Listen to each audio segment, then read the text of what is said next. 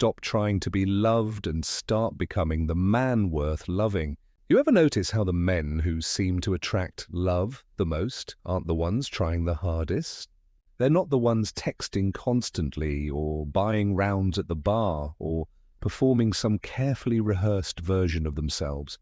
They're quiet, they're present, and somehow people, especially women, just seem drawn to them. If you're a man over 50, you might be asking yourself, how do I do that? Because the truth is, after decades of life, after maybe a failed marriage or two, after years of being invisible in rooms full of younger faces, the old playbook doesn't work anymore. And thank God for that. Because the better man way to attract love isn't about chasing. It's about becoming. Here's what I want you to understand right from the start. You're not broken. You're not too old. And you're not running out of time. What you are actually running into is an opportunity that most men never get. The chance to strip away everything fake and become genuinely deeply attractive as a human being. Let me tell you what happens when a man over 50 tries to chase love the way he might have at 25. He's jumping through hoops, he's performing, he's dimming his own light to fit into someone else's idea of what a man should be. And the exhausting part, it doesn't work, not at this stage of life. Women over 50 can smell desperation from a mile away because they have been through enough to know what real versus pretend looks like. The problem with chasing is that it comes from a place of lack. It says, I need this because I'm incomplete without it. And that energy repels people. It makes you smaller. It makes you seem like you're reaching for something above your weight class, and nobody wants to feel like a prize someone's desperate to win. But here's where it gets interesting. The moment you stop chasing is the moment you become attractive, not because you're being cold or distant, but because you've finally admitted something true. I'm okay either way. My life has meaning whether or not someone shares it with me. That's not arrogance. That's self-respect. And it's magnetic. Think about the men you know who naturally attract people. What are they actually doing? They're not performing. They're not trying to be impressive. They're showing up as themselves, fully, unapologetically themselves. They've got hobbies that matter to them. They've got depth. They've got opinions and interests that have nothing to do with impressing anyone. They listen more than they talk. When they do talk, it matters. And there's a calmness to them, not indifference, but genuine comfort in their own skin. If you're a man over 50 trying to become your best self again, that's exactly what this channel is about. Hit that subscribe button because we're talking about things most men our age don't get to talk about but desperately need to. The invisible shift I'm describing isn't about becoming someone new. It's about becoming more you, the version of you that knows what matters, the version that's stopped apologizing for taking up space, the version that's done performing for an audience that doesn't really care anyway. Here's the foundation. Before you attract love, you have to have a life worth sharing. Not a perfect life, not a wealthy life, not a life designed to impress, but a real life, one with meaning, one where you're growing, learning, contributing, and finding joy in things that have nothing to do with romance.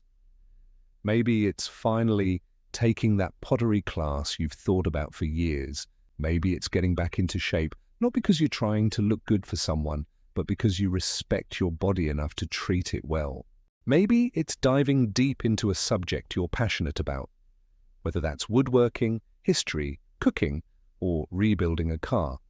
Maybe it's volunteering, serving your community, mentoring younger men, or strengthening friendships that matter.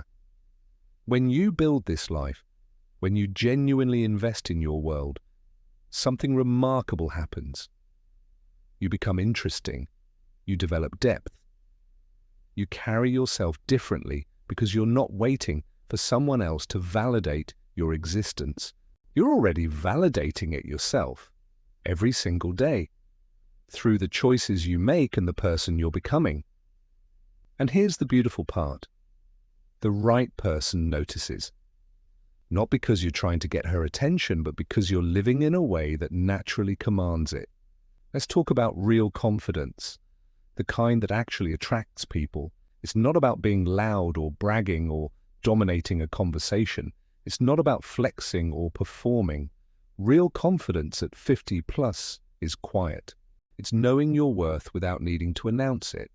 It's being comfortable with silence. It's listening more than you talk. It's admitting when you don't know something. It's laughing at yourself. It's being genuinely curious about other people. This kind of confidence comes from one place. You've stopped seeking permission to exist. You've lived enough life to know that you don't need anyone's approval to be valuable. You've been knocked down enough times to know you can get back up.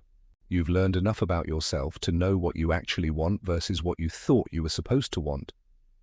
And that creates a presence that people feel when they're around you.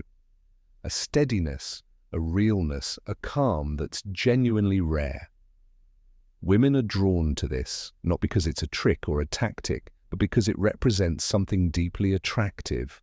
A man who knows who he is, who's comfortable being that man, and who doesn't need to be saved, fixed, or completed by someone else. Here's something most men never learn. The ability to feel and express your emotions is not weakness. It's the most attractive thing a mature man can offer. By 50, you've probably learned things about yourself. You've experienced loss, disappointment, failure, loneliness, maybe grief. The question is, have you learned from it? Have you developed the emotional maturity to speak about it? To be vulnerable without being needy? To acknowledge your past without being defined by it? This is what separates men who attract healthy love from men who keep repeating the same patterns. A man who can say, I was hurt in my last relationship, and it taught me something important about myself, is infinitely more attractive than a man who pretends he's never been hurt. A man who can be honest about his struggles without dumping them on you, who can laugh at his own mistakes, who can admit when he's wrong, that's a man worth staying for. So what does this look like in practice?